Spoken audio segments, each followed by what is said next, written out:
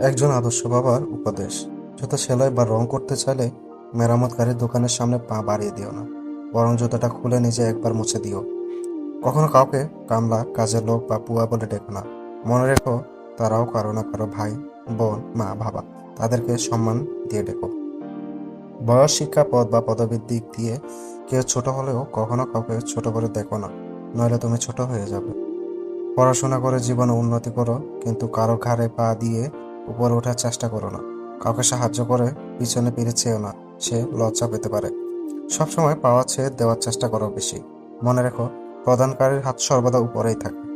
এমন কিছু করো না যার জন্য তোমার এবং তোমার পরিবারের উপর আঙ্গুল ওঠে। ছেলে হয়ে জন্ম নিয়েছ, তাই দায়িত্ব এড়িয়ে যেও না।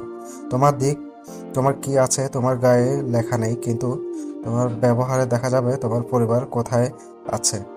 কখনো মার কথা শুনে বউকে এবং বউয়ের কথা শুনে মাকে বিচার কাঠগড়ায় দাঁড় করিও না, কাউকে ফেলতে পারবে না। কারো বাসায় নিমন্ত্রণ খেতে গেলে বাসায় দুমুঠো ভাত খেয়ে যেও, অন্যের পাতিলের ভাতের আশায় থেকো না।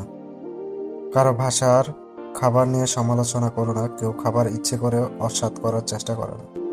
বড় হওয়ার জন্য নয়, মানুষ হওয়ার জন্য চেষ্টা করো।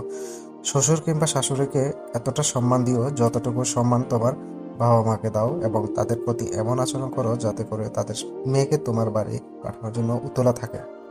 সবসময় ভদ্র ও নম্রভাবে চলো এবং কথা বলো, কিন্তু অন্যায়ের সাথে আপোষ করো না।